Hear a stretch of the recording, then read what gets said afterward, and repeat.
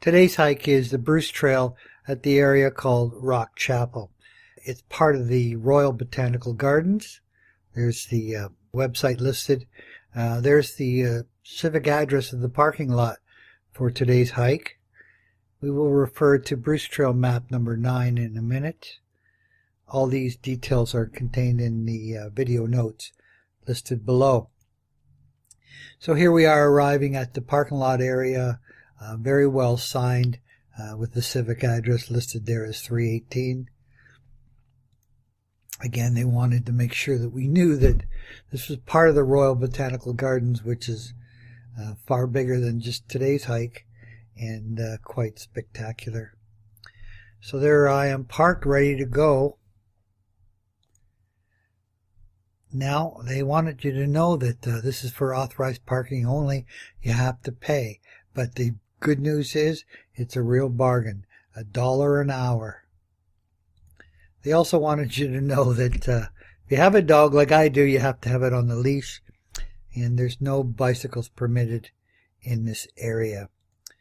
So how to pay is there's a city type parking machine to pay there.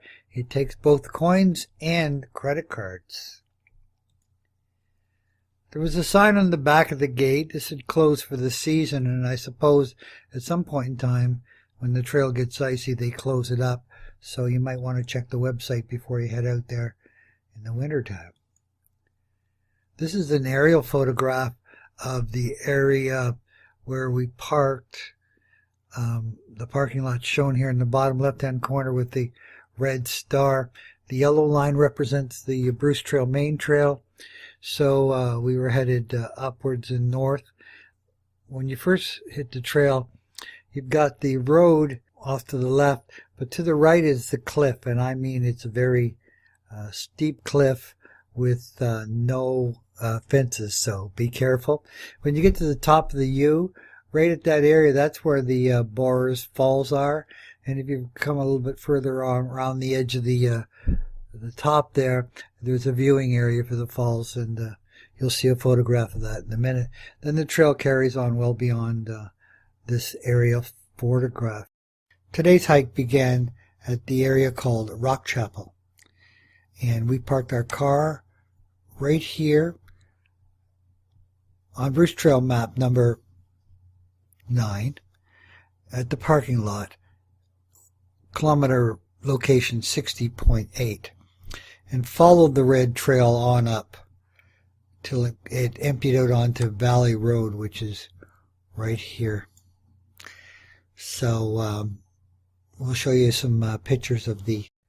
So there we are parked, ready to begin our hike, and the first thing you'll note is the big sign with a map area and details for you to read. The trail will begin right at the middle of the picture there. Some signs when you get there telling you which direction different things are. So we begin on the white trail now, and immediately you've realized that you're up against the edge of the cliff, and there are no fences on the right hand side, but there is a guardrail to keep you protected from the road on the left. So looking down into the canyon there, the path continues along, and there's a first look at the stream for the waterfall. Another look at the stream going over the edge. That's where I saw that sign for the Royal Botanical Gardens. There's a look at the waterfall itself. And another look at the stream after the waterfall. Then the path continues on, but it's flat and no difficulty. But on the right-hand side is the severe cliffs there. Be careful. There are no fences, and it's scary. It's got to be 70 or 80 feet down there. Then we come along a nice lookout area, not too far from the car park yet, maybe 400 meters or whatever. And a bench there to sit and look out over. The views are of Hamilton and the Burlington Skyway, etc. In just a moment, though, we'll continue on down the trail.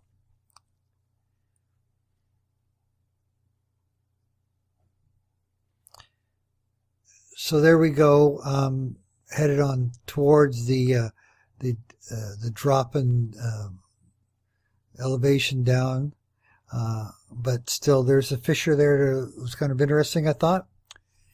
And in a minute we're going to come up against the staircase that'll drop you down. There's the start of it there.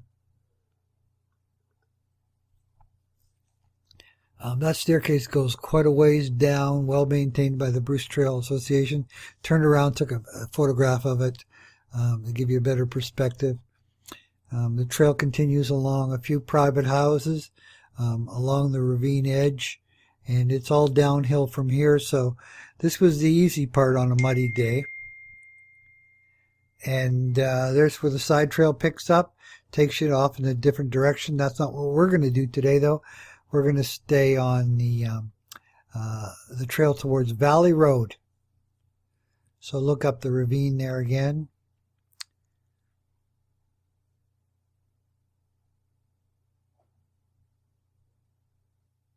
With all the leaves off the trees, you can see the terrain fairly well. Lots of limestone rock and moss. Lots of moss. Still going downhill. So what goes down must come up. When we reached the bottom, there's a little bridge there. We carried on over, but very shortly thereafter, there's a climb that goes up to Valley Road, and it's very short distance at this point in time.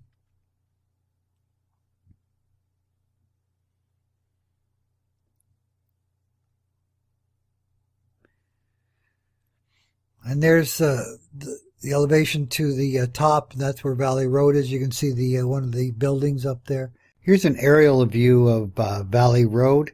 The trail is shown here in a yellow line, emptying out onto Valley Road. The star in the middle of Valley Road indicates the parking lot. There's seems to be 4 cars parked there right now. And the trail continues on towards the east, shown there in yellow again. So here's the street view of that area. Again, the car park, this very small car park, is shown there with the red star on the road. And the trail you can see from the left and from the right. So that's a look at Valley Road.